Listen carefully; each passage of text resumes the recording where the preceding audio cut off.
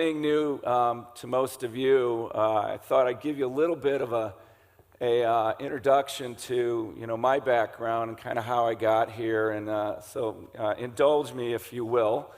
I'll take a little trip down memory lane and give you a little look inside of my head and what makes me tick, I suppose.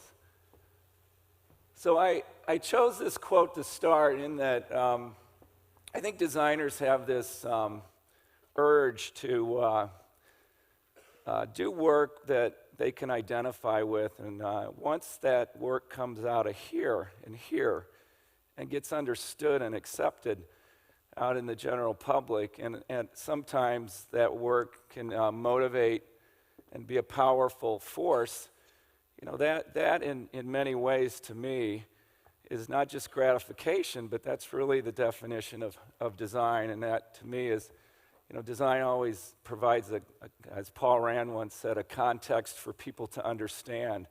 And if some of that comes from your natural ability to create, especially those students out there, I think you should pay attention to this, that translates to what I would just simply call joy and the love that you can find in your work. I'm from Illinois, that's right there. Some of you have been there. Actually, I grew up in the Midwest, which is really a sort of provincial, traditional area of the U.S., a lot of farming, agriculture. That's actually a hotel near my hometown, and I took this picture this last year on a motorcycle trip. I found it to be absolutely hilarious that if indeed you don't know you're in America when you're down there, you can pay to stay there. And I'd love to know the design firm that created that. I kind of think it's cool, actually. So I grew up in a town that was mainly agriculturally based. My particular little town was known and got established for making utilitarian pottery before mass production of pottery and eating and cooking utensils took place. And then the other claim to fame from where I'm from is that's where Caterpillar Tractor is headquartered. And so growing up, these strange little influences kind of came together homogenously. My dad was a banker. He helped start the savings and loan in my hometown. He took it over from an old guy, just like It's a Wonderful Life. My dad was kind of a George Bailey kind of guy. My mother was a Mennonite, and her mother was a master quilter. And that's a scene in the middle there that I used to see as a kid when I'd go and visit my grandparents on the farm. All these wonderful ladies in their bonnets working on these masterpieces, most of which were just right out of their head, sort of a naive art form. And my mom was also a piano teacher, so somewhere along the line, the gene pool was one part business, one part creativity, to some degree. I grew up in the 60s in the Midwest, and really, these were sort of four interesting influences. I loved to ride dirt bikes with my cousins out in the pastures and the farms. About the only thing at the center of my town, really, was very small. About the only place where people would congregate was the Dairy Queen. In fact, if you look at that family there on the back of the station wagon, that's pretty good representation of my family. Growing up, there was this great fascination that emerged, and that was sort of the American muscle car scene. That's a 1966 Chevelle SS, my favorite car. That sort of changed everything. That was a 396 motor that really upped the ante for all the other manufacturers. And as a kid, you'd walk downtown and you'd see these cars racing up and down the street, and that was, to me, terribly fascinating, and I couldn't wait to get a set of keys. And as kids, we grew up working and wrenching on cars a lot. And then it was the golden age of television sort of taking the turn into full-color TV, and I absolutely loved really bad 60s comedy. this is Green Acres, which to this day is probably my favorite television. So it was corny satire brought to life every week through situational comedy. Now, most of us found design in a strange way through art class or a fascination or an urge to draw and paint. That's my first brochure there. And you noticed I used a globe because, that's the universal sign of success. And on the right, I progressed a little further. There's actually some interesting binding techniques on that poetry book. And then that caption said, if he doesn't have a car model to work on, 9-year-old Dana finds drawing them to be almost as fun. So I would, as most of us did, fill sketchbooks. And to this day, I really look at my sketchbook as sort of my guide and a way to get the thinking from here out to the hand, onto the paper.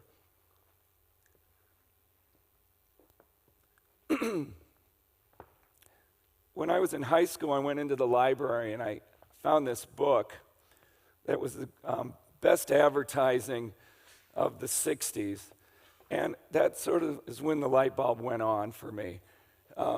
I saw these wonderful ads that Helmut Krohn did for DDB that sort of helped put Volkswagen on the map in the advertising world. And then a woman that I knew who owned an art store handed me a box one day, because I used to go in and buy pens and pads of paper. And there was a CA, Communication Arts Annual, and there was about 30 sheets of press type, which some of you will recall press type. It was this wonderful stuff where you would rub the lettering down and you would have instant typography. So there was probably a moment there where design actually came to life for me. And thankfully somebody steered me in that direction, because ever since then I've tried to passionately pursue this thing we call graphic design. I also got really fascinated in high school. My brother-in-law bought a 1975 Honda Goldwing, not a Harley. And I started to ride with him street bikes. And that motorcycle sort of changed everything in the US. It was really the motivating factor that got street bikes back going again. And I also discovered video games. How many people remember Atari? My God. Kind of wish they were around still. They probably are. But I began to have an interaction with technology on a graphic level, because that's all you can have with Pong. That actually was started to get me going. And then I also discovered the filmmaker Albert Brooks. This is an outtake from a movie that you should get if you can find it, called Real Life. That came out in 1978 when I was a senior in high school. And it was really, to me, the beginning of a love affair with sort of satirical comedy.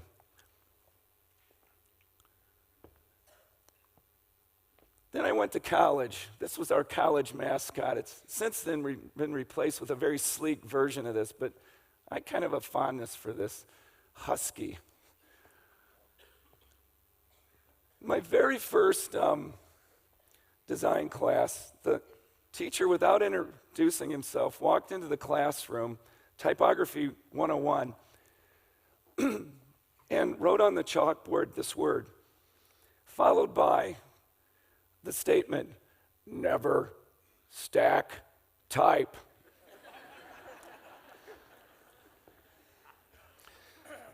So we were all sort of shaking in our seats and thinking, oh, wow, this is our introduction to design. And then I opened my textbook and saw this. And at that moment, I learned everything that was beautiful about design, because design's about breaking the rules, and just knowing how to use the rules was the trick. So I sort of wrote him a message of my own. Asked him if he could read that. I moved to Chicago at a time where the great legacy of Chicago design was beginning to fragment a little bit.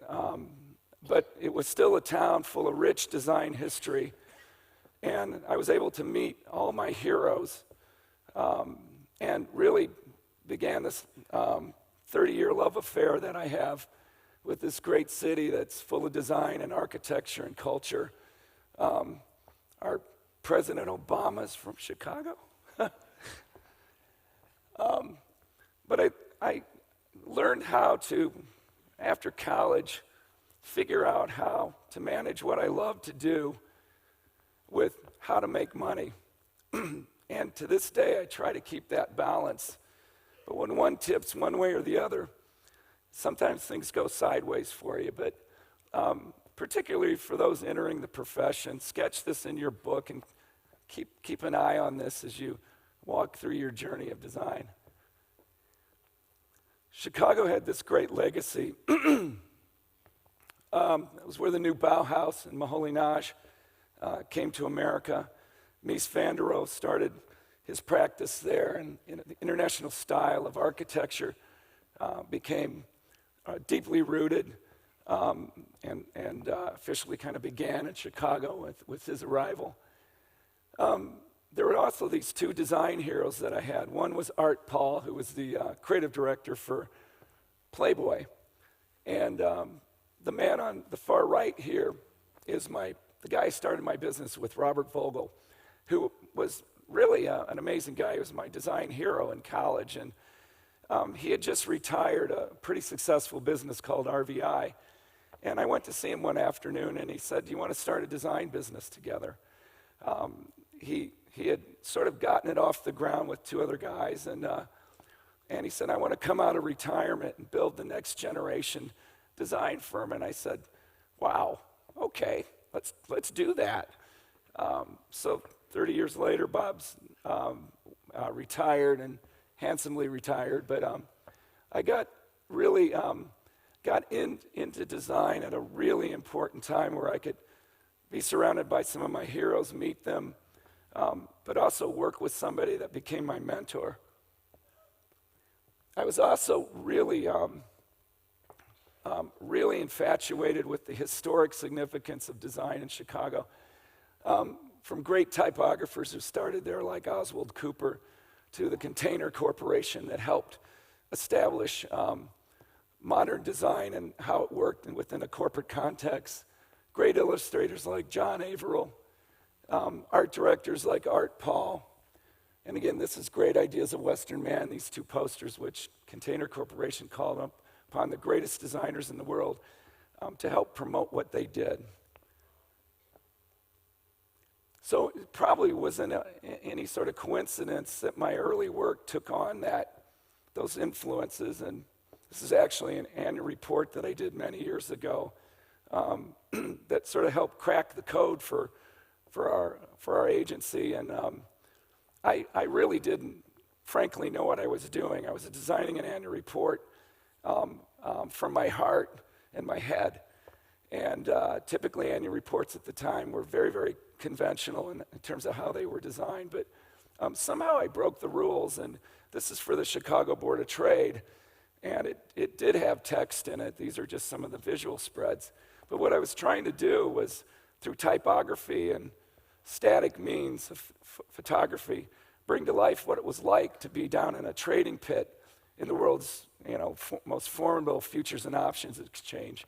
So I ended up doing about 6 years worth of reports for them. Sadly, you can't really see that cover, but and began this relationship with the photographer Francois Robert. And we would sit down every year with a pad of paper and a bottle of wine, and we'd take the creative brief from the client and begin to sketch out the meaning and the visual and the verbal language of each one of these reports. So I got an early education in how to behave and interact with corporations. But I was doing it very naively, and thankfully so, because it helped helped our firm get identified with a lot of new pieces of work. Over the years, we've also been really fortunate to work on some great corporate identities, and again, my original partner, Robert Vogel, that was really his forte. I got to work with Art Paul from Playboy. This is Playboy's AIDS Foundation. It's a classic rabbit head. Singular Wireless, God rest its soul, was a large mobile communications company that got acquired by AT&T. God help us, now they have the globe. Converse, which is a Nike company we continue to work with, and this is a brand new logo that I just worked on for the Daniel Burnham Centennial. He was a great city planner and architect, and that's actually, I found a little glyph in one of his drawings about how public transportation and cities circulated, and just sort of stuck that 100 in there, and I think it came off okay. I've also been fortunate to have worked on what is now sort of a dying American art form, and that's poster design. So again, I think you can probably see some of those influences again entering into more of the large format work. In about 1988, I moved to a neighborhood called Old Town in Chicago. And it's where Second City, the improv troupe was located. And I used to drink at this local tavern called the Old Town Ale House. And after Second City was done, they would all sort of migrate over there, and we would drink till about 4 in the morning, and the stories and the people I met became a big influence in my life, and I sort of got connected with the theater and film community. I also got to meet Mort Goldshaw, which was a designer, someone like Saul Bass, who really was a graphic designer, was making films. Got to meet Joe Settlemeyer, who was a great creative director, who was doing some of the best commercials, and then met my working partner, who I've done about 13 short films with, named Gary Katz, who's a cinematographer. So all these things started to happen for me that began to sort of disrupt what was pretty much an analog, two-dimensional art form, graphic design, and I got really interested in filmmaking. But I also got interested in satire and how you can introduce comedy into the conversation and the visual statement of what you did. This is a poster that says Clear Thoughts. This is a poster for the Type Directors Club in New York, which they said, you know, we really want you to do a poster that conveys the digital nature of where our industry is going. And then even serious subjects like the Chicago Housing Authority Symposium, which was really talking about how urban blight and how living in urban areas needs to change in America. So you begin to see this comedy take form. And then I turned to our profession. I started to make fun of our profession. And I had a patron called Potlatch, who's now part of SAPI, who allowed me to do a paper promotion, which was actually a short feature film that really poked fun at what we do as designers. And we took this film on the road for about 2 years, and it really began to open up the way a traditional paper company could market their message. And it was really a chance for me to start a filmmaking journey. And because I didn't know any better, I storyboarded the entire film. So I'd bring these papers in, and I said, this is the scene we're going to do. And the cinematographer loved it. He was like, wow, a director who's prepared. But I was really, again, entering it naively. And then I was able to work with 4 Second City actors who were the primary leads in this short production. So I'm going to show you a little film clip of this. Can we have the logo a hair bigger? I can't read it. Excuse me. I just want to make sure that I heard this correctly.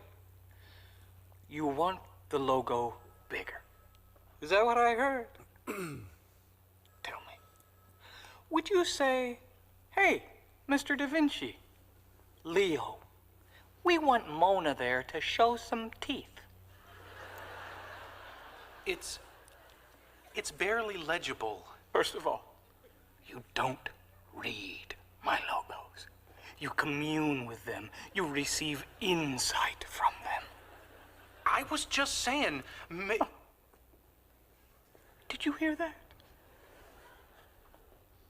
That is the woeful cry of every artiste whose soul has been crushed by faceless bureaucrats like yourselves. Good day, protectors of all that is bland. I choose not to partake in your vanilla fest. He's gotta be good. You couldn't be that big of an asshole without being anything less than a genius. Lately, a lot of my work and the work of our firm has grown. These are our new offices in Chicago, but we still work pretty much the same way. We fill the walls with work. This is actually my team that works on Harley Davidson, and we've kept an open environment to create. And we've been fortunate to work on a lot of big global initiatives, many of which are online. This is actually one of several feature stories that we do on a regular basis for GE.com. Actually, this is a shout out to Robert Wong. This is actual open source Google technology that we took, and this really talks about GE's water desalination business. So we called this the Water Explorer. And what this does, it allows you to look deeper into a business of theirs through the lens of how emerging countries are looking at the precious resource of water.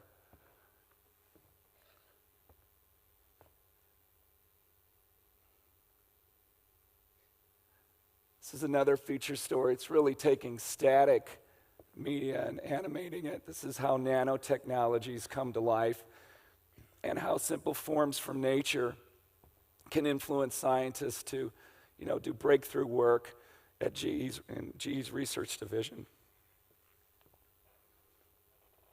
I've also been really lucky to work with, specifically my partner Steve Ryan on a lot of initiatives for Converse, which is actually a Nike company. This is part of their centennial. This is a store in Harlem called the House of Hoops. And then now on to the meaty section. I was reading the Chicago Tribune newspaper in 1985, and I read an article about how Harley Davidson was trying to pull themselves out of near bankruptcy. And they were 90 minutes north of Chicago. So I decided to call them, got a hold of their head of PR, and thus began this love affair that still exists today. But it was really, I was like 25 years old and had like 5 pieces in my portfolio. And I went up there and I guess I displayed such passion because my work was really shitty at the time that they said, I trust this guy. We need some help. Maybe he'll help us get on the right track. Yeah, we don't want nobody telling us what to do. We don't want nobody pushing us around. I apologize. But tell me, just what is it that you want to do? Well, we want to be free. We want to be free to do what we want to do. We want to be free to ride. We want to be free to ride our machines without being hassled by the man. And we want to get loaded. And we want to have a good time.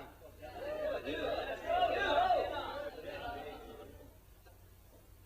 that's what we're going to do. Well, wait, baby, let's go. We're going to have a good time. We're going to have a party. We're going to have a party, man. That clip was from the Wild Angels, and that was sort of a glorification of an image that Harley had basically the public had formed in the minds of the masses, that Harley was this sort of outcast, company that, really supported outlaw bikers, and in Hollywood really sort of upped the ante with movies like that and Easy Rider.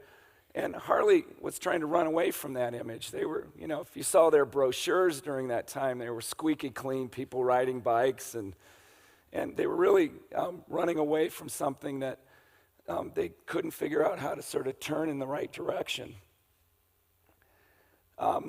Harley sort of probably was in my blood. Again, this is my mom on her brother's 1938 Harley Davidson. I found this picture many years after I started working with them, and God, it was like an epiphany for me. I was like, yes, wish I had that bike. And then I've been riding a long time. This is my wife calls this the Garage Mahal. This is a barn I built. You'll appreciate this store. Where I wrench on bikes and I stay connected to what I love, and that's, not just motorcycles, but the mechanics, how engines work, and it continues to ground me in my work. When I got to Harley, the number one thing you understand immediately is if people have such a love for this brand that they actually tattoo it to their body parts. And, I don't think you're going to be seeing any AT&T logos.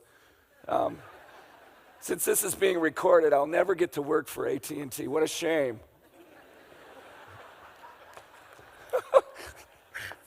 They'd be scared to death of me. But, you saw this thing emerging as well, where you could have a hardcore rider like this guy. Or, you'd go to rallies where guys would ride into town, and you'd see sort of dentists and doctors and lawyers and kids getting into it too. And I'll never forget David Aker, the great partner at Profit, in an early session wrote this on the whiteboard. And it was kind of a moment of truth for everybody. Agencies were gathered around, and they said, if we can get this balance right and just accept that they're the squeaky clean people and they're the hardcore people, but all of this can all be part of the family, that began really the new conversation for Harley.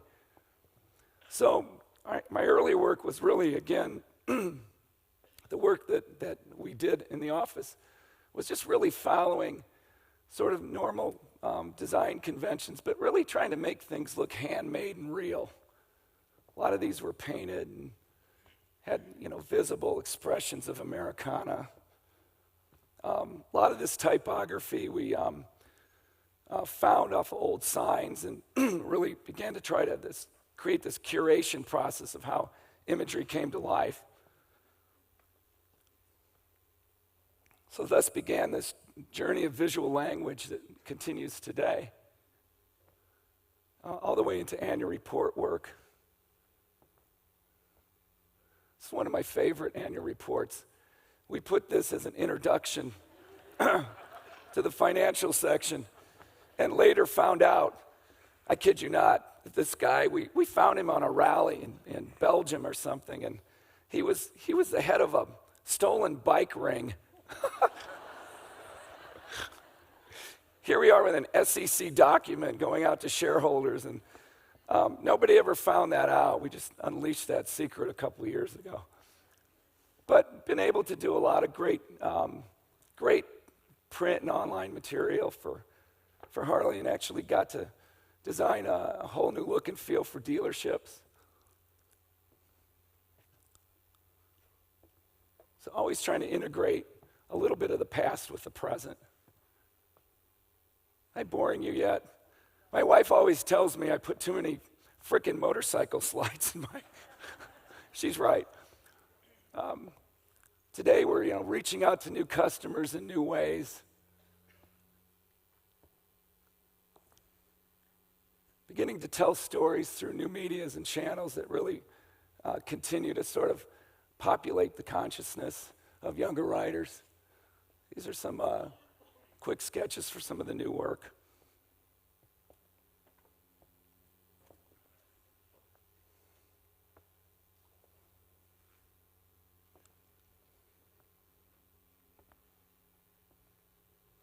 That's enough Harley. IBM, where do you start? Probably right here. This is a rebus designed by Paul Rand, and it sort of lit a fuse on how one of the largest corporations could begin to embrace design as what I'll call a killer app in terms of how they express themselves. Put a personality on a big company, drive it through design, and stick to sort of 3 criteria that Paul Rand really embraced, which were clarity, humanity, and wit. Those were sort of the 3 lenses that at the time we started working for IBM, I asked the question, do you guys still think about Paul Rand, and does he influence the work here? And they said, they told me a story that just continues to stick with me about Thomas Watson Jr., the CEO, invited Paul Rand to a meeting. He had heard Paul was kind of an icon in corporate identity in America. And the story goes, Rand came to his office and Watson said, I hear you're this identity design guy. We really need to get our house in order a little bit. And how do you suggest we start? And Rand said, I think you should give me train and plane tickets and give me 6 months to get out there and just meet the people of IBM. Get me acquainted with the people of IBM. So Watson agreed, gave him tickets, came back 6 months later, and Watson said, so what'd you learn? And Rand said, I hope IBM can become the company it really is. And I love that story because not only does it talk about the potential of the organization, and at its very core, the identity of the corporation, but in a subtle way, Rand was saying, this is a journey that's not going to end. And as long as people change and this company grows, you need to embrace how that sort of cultural identity would come to life. And he really believed, as did IBM, that design could be a driver of that. So the historic significance of IBM runs deep. They're one of the true American corporations that very early on embraced several key design leaders. So Paul was sort of the center of the graphic dialogue. And then IBM began to commission the Eameses, not only on exhibit work, but in literature and films. And they were sort of an emerging voice that created an identity. Part of their biggest expression was the Mathematica exhibit that IBM funded at the LA Museum of Science and Industry. That it was only closed a couple years ago. It ran for 30 years. And then you had Eero Saarinen, who not only designed the research center, but the 64 World's Fair Pavilion with the Eames. But he began to become a part of the whole architectural profile of IBM. And really the ringleader was a guy named Elliot Noyes, who was part of the Harvard Five, who was both an architect and product designer. He actually created the IBM Selectric, but really for a number of years helped curate the whole identity and what we call the sort of cultural expression of IBM. And the basic mindset of Noyes and his compatriots were, you could have, if you're a large corporation, you've got to manage your identity. You can have continuity, but you don't need conformity. So design as an expression versus a policing or management identity system could liberate your message and can begin to paint a bigger picture about the corporation. So today, we have embarked on a co-authorship of several agencies that work together, and we created this consortium called the 11th Avenue Partnership with the advertising agency, strategy agency, design, digital agency, and the exhibit house. And together we solve problems collectively so that there's a single large expression of IBM. And we have a think tank where we work, and we do what are called scissor sessions. where we work together on the visual language and expression, whether it's advertising, online, and environment. And it's all led by a gentleman named John Hawata, who's just pictured there. And that's how we create messaging, and that's how we are embarking on this next journey of the IBM brand. We're also looking at reintroducing sort of a new expression of the identity. Rand actually designed this logo, not the way it looks, but this quadrant version of the IBM logo in about 1956, I believe. And what we did was open that logo up and created windows for which the logo could be expressed with pictures and imagery. So that's the 8-bar logo that came into existence, I believe, in '74. And now we're beginning to look at that logo as the core mark, and then the previous logo you saw is more of an expression. So this is actually the corporate signature, and this is actually the corporate expression of the identity. So whether it's color or imagery, you can begin to express that corporate identity in new ways by staying true to sort of the historical means. This is a little nod to the typographers in the crowd. Mr. Vignelli. This is the primary type system that we're working with. Going to keep Bodoni as a core font of IBM. Begin to look at Smarter Planet, which we're doing a lot of work with, is incorporating a lot of Lubalin. And then on our text typography, we're looking at the classic font of Janssen. So we are beginning to look at, curating typography again. As I said earlier, color and photography begin to express a bigger meaning of what I would call the Smarter Planet ethos, which is various areas of how technology is beginning to exemplify itself in the world, either through healthcare, through city planning, through medical record taking, even down to sort of technological references. But what you're seeing is a new vibrant color palette emerging. And then really, as we continue down the road of visualizing data, that's going to be a core part of the visual system too. So in a minute, you'll begin.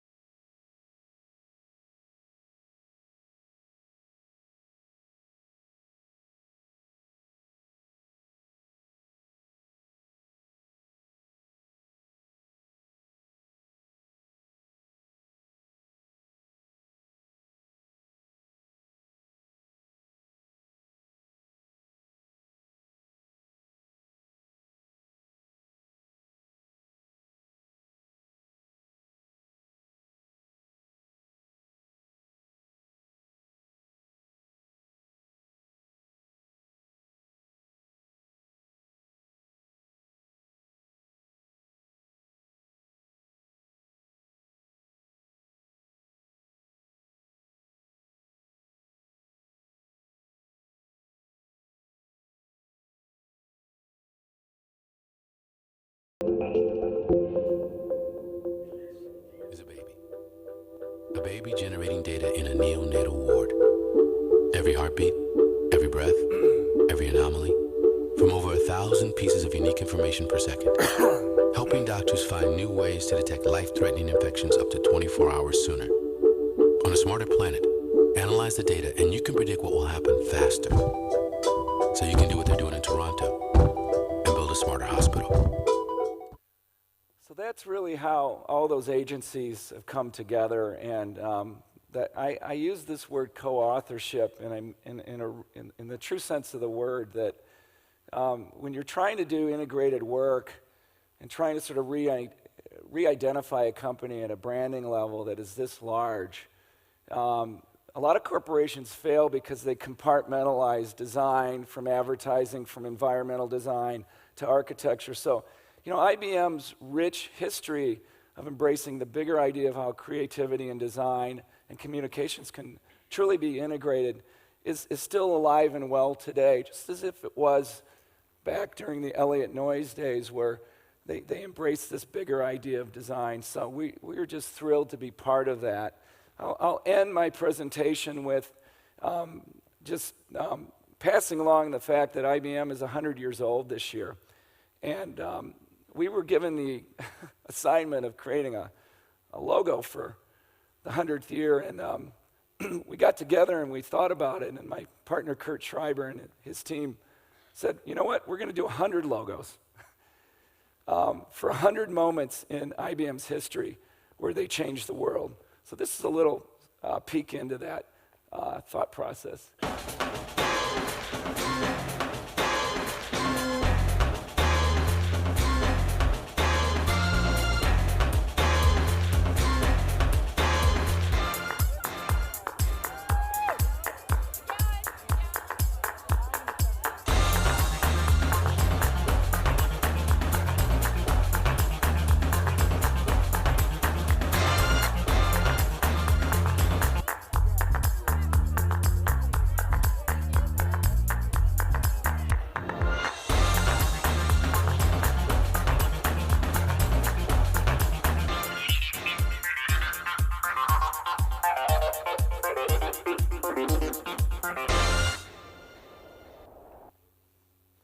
I'll end with my favorite design quote. This is from Harry Bertoia, the designer and artist. I just think it's got such an aspirational quality, and it talks about the bigger idea of design. How, if somebody asked me yesterday, and they were doing an interview, so what makes design special for you? And I think at the end of the day, getting up in the morning and having this fundamental belief that you can change the way people think and really influence a bigger conversation and a bigger idea around creativity. So thank you. It was a pleasure. Hope you enjoyed, and see you soon.